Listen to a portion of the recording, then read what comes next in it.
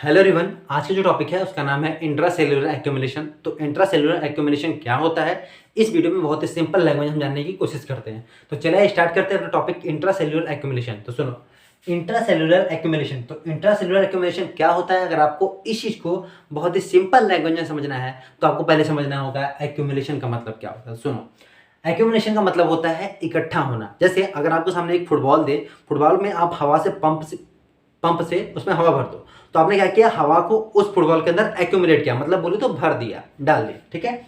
अब इस वर्ड के आगे लिखा हुआ है इंट्रासेल्युलर। इंट्रा का मतलब होता है अंदर, सेल्युलर का मतलब होता है सेल। मतलब अगर कोई चीज सेल के अंदर इकट्ठा हो रही हो तो उसको बोलेंगे वहां पर हम इंट्रासेल्युलर एक्यूमुलेशन हो रहा है। तो इंट्रासेल्युलर एक्यूमुलेशन का मतलब कोई चीज होगी, कोई सब्सटेंस होगा जो सेल के अंदर क्या होगा, इकट्ठा होगा। ठीक है। तो जैसे हमारा मान लो एक सेल है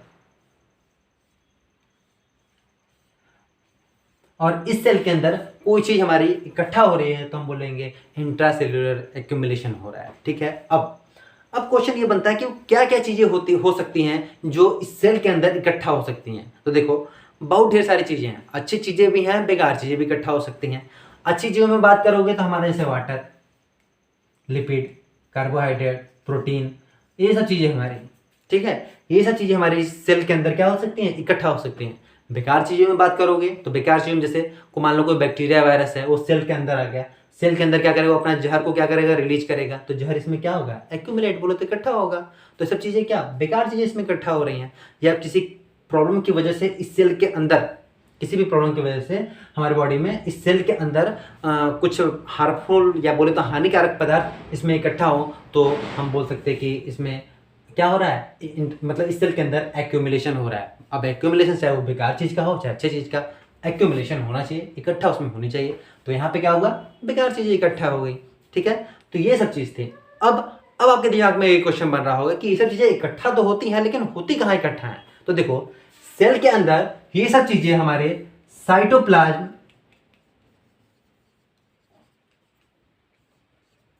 या बोले तो न्यूक्लियस,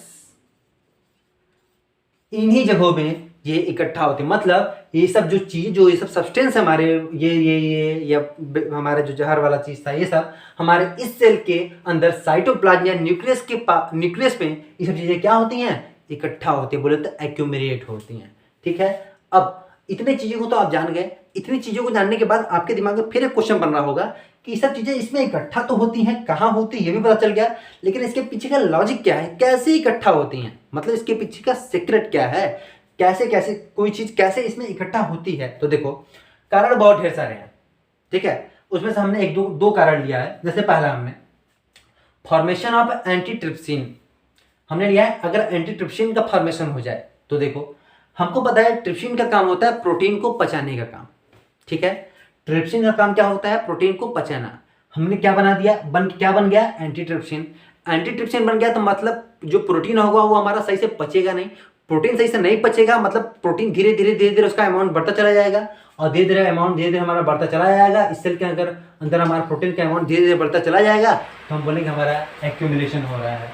ठीक है। थोड़ा सा लाइट आगे, तो हमारा एक्यूमुलेशन हो रहा है। ठीक है। तो इस सेल के अंदर क्या हुआ, प्रोटीन का एक्यूमुलेशन हुआ। अब ये चीज तो आप जान गए। इसके बाद फिर देखो दूसरी चीज है formation of fatty acid in liver. देखो, जैसे मान लो आप खाना बहुत ढेर सारा खा रहे हो। ठीक है। आप खाना खूब ढेर सारा खा रहे हो, लेकिन काम आप कम कर रहे हो, मतलब कि आप प्रोडक्शन, मतलब खाने का प्रोडक्शन, जो बोलते हैं एक तरह से प्रोडक्शन ज्यादा कर रहे हो अपने बॉडी में, लेकिन आप मेटाबॉलिक जो काम है वो कम कर रहे हो।